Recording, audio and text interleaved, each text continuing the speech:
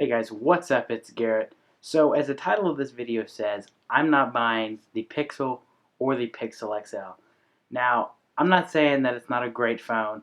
I was really hyped for it and I think it's a great phone, but I have a couple reasons why I'm not buying it. So that's what we're going to go ahead and go over in this video, so let's get started. So my number one reason for not buying the Pixel or the Pixel XL is because of this, my Nexus 6P. So I absolutely love this phone still. It's still really snappy. It takes good pictures. It's still up to date for the most part.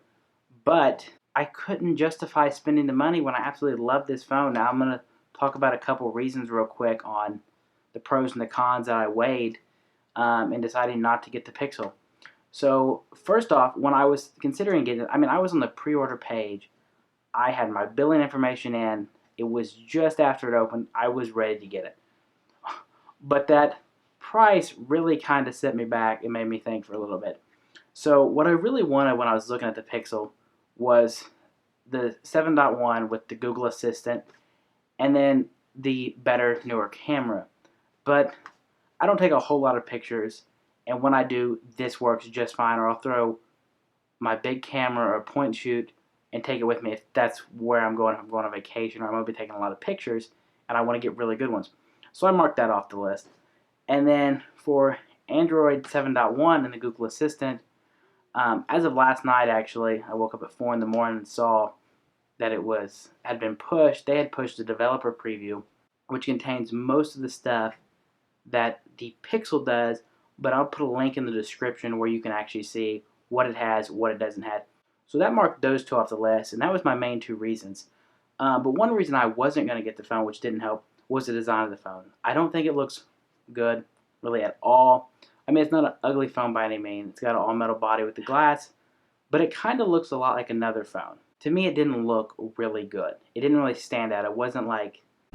Damn!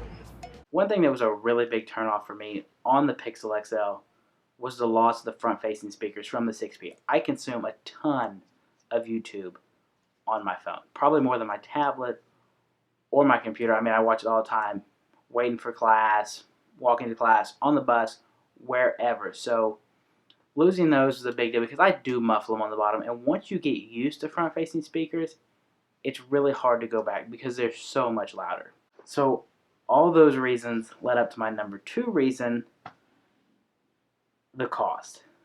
If my Nexus 6P had been out for 2 years now and was older and really starting to slow down, I maybe could justify the price, to get a new processor to speed it up. My battery had gone down, but all those things were fine still.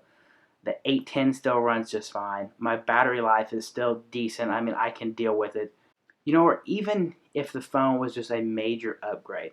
If it just blew the 6P out of the water, if it looked great, blew all the other flagship phones out of the water, then maybe I could. But to me, really, it was just a small upgrade. It was kind of like if you went from the 6 to the 6S, there's a couple new features. Of course, Apple doesn't redesign the phone, but there's just a handful of things. And for me, that's not enough to spend the price, especially as a college kid.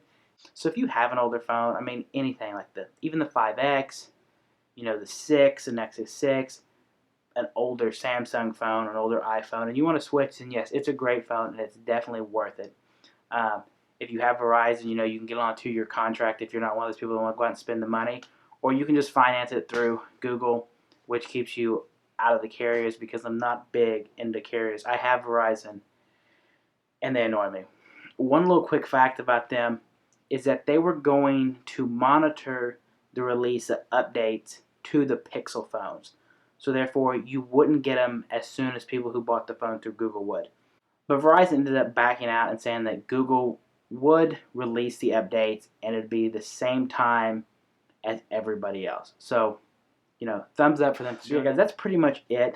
So, if you have the 6P and you're not really sure about getting it, I'd really think hard about it. I don't know if it's worth it from upgrading from the 6P to that, an older phone. I'd say definitely go for it. It's going to be a great phone. So I hope you guys enjoyed this video. We'll catch you on the next one.